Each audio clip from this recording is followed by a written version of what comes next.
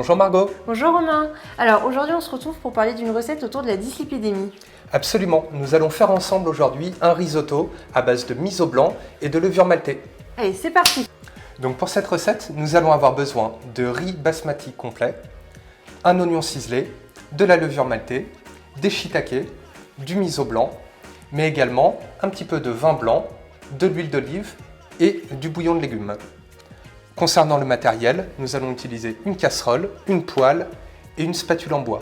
Attention, toujours du bois pour le risotto, on va essayer de ne pas casser le grain de riz pendant la cuisson. Et tiens Margot, tu peux nous parler un petit peu plus du miso? Ce qui est intéressant, c'est que c'est un produit qui est naturellement riche en vitamines, en minéraux et en probiotiques.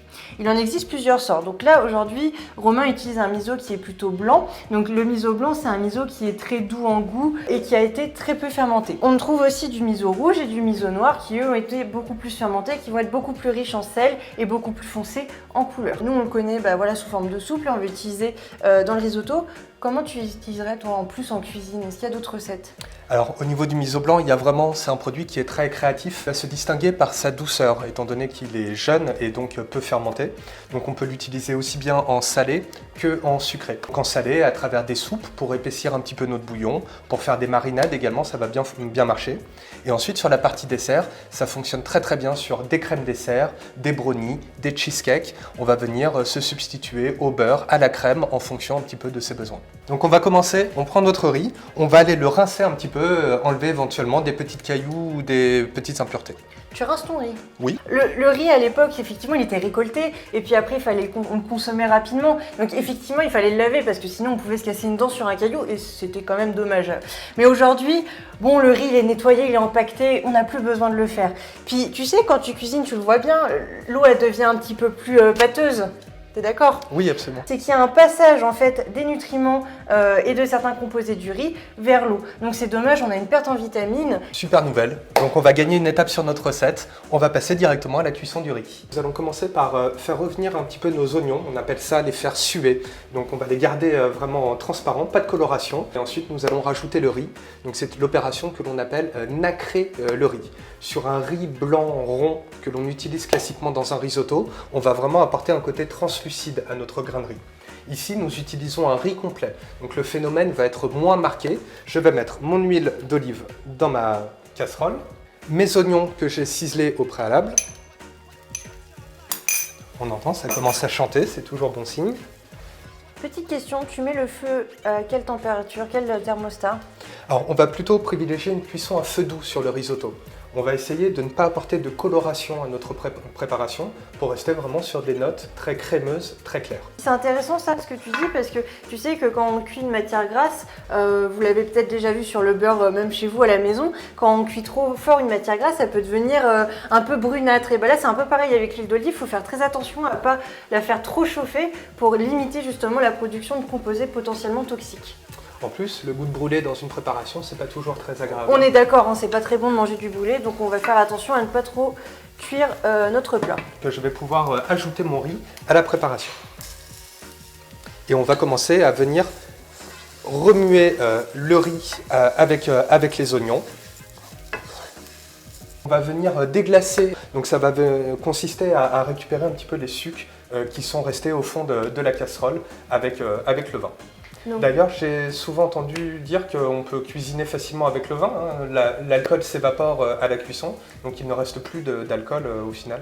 En fait, oui, l'alcool va diminuer au fur et à mesure de la cuisson, mais justement au fur et à mesure de la cuisson. Donc ça va être une cuisson qui va être plutôt longue. Donc au bout de 2h30 de cuisson, souvent on va retrouver plus ou moins 5% encore d'alcool dans le plat. Mais bon, comme vous le voyez, la quantité d'alcool, elle n'est pas très importante dans ce plat-là, donc on peut se faire plaisir. Tu as utilisé le mot déglacer, donc tu disais que c'était décoller les sucres. Est-ce que tu peux en dire un petit peu plus? C'est vraiment une technique culinaire que l'on utilise généralement quand on réalise une sauce. Ça va vraiment permettre de récupérer tous les éléments gustatifs. On parlait tout à l'heure de la coloration, donc c'est ce qu'on appelle la réaction de Maillard. Donc il va y avoir une sorte de caramélisation un petit peu des ingrédients, des résidus d'ingrédients. Donc grâce à l'apport d'un liquide froid sur notre préparation, ils vont venir se décoller et pouvoir s'intégrer de manière homogène à notre préparation. Donc là maintenant, nous allons pouvoir rajouter notre vin blanc. L'idée étant que vraiment tout le liquide soit absorbé par notre riz. C'est très rapide et suite à cela, nous allons pouvoir commencer à incorporer notre bouillon de légumes. Nous allons venir recouvrir notre riz. Et en remuant très régulièrement, nous allons faire en sorte que tout le liquide soit absorbé par notre grain de riz. Pendant que notre riz cuit, nous allons évidemment répéter cette opération de rajouter notre bouillon de légumes jusqu'à cuisson complète du riz. Mais en attendant, nous allons poêler nos shiitake. Le shiitake, s'il est mal cuit, va provoquer des réactions cutanées très urticantes. Donc il faut faire très très attention à la cuisson. Est-ce que tu as une technique de cuisinier, temps de cuisson Alors, on dit souvent qu'on cuisine avec nos sens, donc le visuel est assez important. On va attendre déjà que notre champignon ait une belle coloration, qu'il se ramollit un petit peu, il prend un côté fondant. Au-delà du très cuit ou du cuit, il faut prohiber la consommation crue du shiitake. Retenez bien, on ne consomme pas cru le shiitake, surtout pas, et on fait attention à la texture une fois la cuisson finie. Exactement. Alors, là du coup on a utilisé des shiitake. Est-ce qu'on est obligé d'utiliser des shiitake ou on peut varier? Là pour le coup j'ai choisi des shiitake parce qu'il y a ce lien avec un peu la culture asiatique et le miso. C'est une recette qui va tout à fait fonctionner avec des champignons de Paris. Pourquoi pas quelques girolles ou quelques cèpes, ça peut être aussi très, très gourmand. Donc vraiment là on choisit des champignons qui nous font envie. Je vois que mon riz a absorbé une bonne partie de mon bouillon, donc je vais répéter une nouvelle fois cette opération de mouiller mon riz jusqu'à hauteur. Et comme tu peux le voir, les champignons sont prêts, donc nous allons arrêter la cuisson des champignons et les réserver jusqu'à la fin de la recette. Bon là Margot, tu vois, la recette est pratiquement finie. Le riz a bien absorbé le liquide. On a répété l'opération 5 à 6 fois. Ça dépend toujours un petit peu de la température à laquelle tu choisis de cuire ton riz. Aujourd'hui, nous faisons la recette avec du riz complet. Donc c'est une cuisson qui est un petit peu plus longue. Donc la prochaine étape va être de rajouter donc notre miso, nos champignons, ainsi que la levure maltée. Le miso, j'ai délayé dans un petit peu d'eau 2 grosses cuillères à soupe de miso blanc. Ça va vraiment amener un côté crémeux et de la saveur également à notre risotto.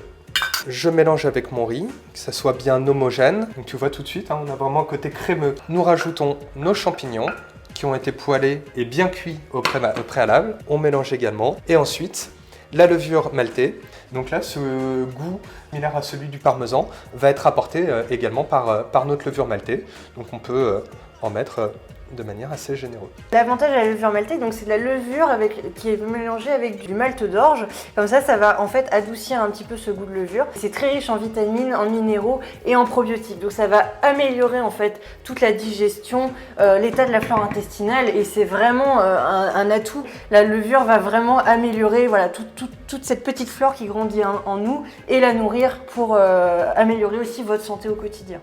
J'ai toujours entendu dire qu'une bonne flore intestinale équivalait à un bon système immunitaire qui fonctionne bien. Tout à fait. Alors en plus, il faut savoir que la flore intestinale va réguler énormément de choses aussi dans notre organisme, y compris par exemple notre humeur. Enfin, il y a énormément d'avantages à la nourrir et à en prendre soin. Donc vraiment, je vous invite, et ça c'est mon avis de diététicienne, à améliorer votre flore intestinale, à la bichonner, un petit peu comme on bichonnerait son animal de compagnie. Là, c'est les animaux de compagnie, vos intestins. Voilà, il faut vraiment les bichonner et en prendre soin. Pour l'assaisonnement, ça va être relativement simple. Comme je te disais, la levure maltée va avoir apporté beaucoup de saveurs, des notes un petit peu salées. Pas besoin de rajouter du sel. C'est toujours bien, on est dans une société où on consomme toujours de manière un petit peu excessive le sel. La seule chose qu'éventuellement on peut rajouter, un petit peu de poivre pour venir finir l'assaisonnement de notre risotto. Alors le poivre en plus ça va servir d'assaisonnement comme tu l'as dit et ça va aussi améliorer les fonctions de digestion grâce à la pipérine qui va stimuler un petit peu les enzymes digestives. Ah donc le poivre n'est pas seulement bon en goût, il est bon pour la santé aussi. Aussi, il a quand même des avantages. Et voilà Margot, notre risotto est terminé. Est-ce que tu peux faire un petit rappel des points forts de cette recette? La première chose dont on a parlé, on ne rince pas le riz pour éviter la perte en vitamines. On évite aussi de faire brûler son huile et tous les autres ingrédients de la recette pour éviter d'avoir un goût un peu cramé.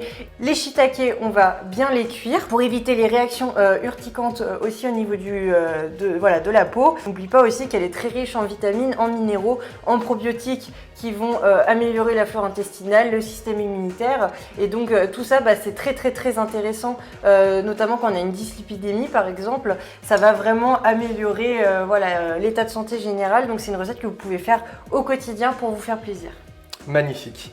Eh bien écoute, merci beaucoup Margot pour tous ces bons conseils et toutes ces connaissances que tu as partagées avec nous aujourd'hui. Merci à toi aussi pour ton cours de cuisine. Au plaisir et bon Dégustons. appétit.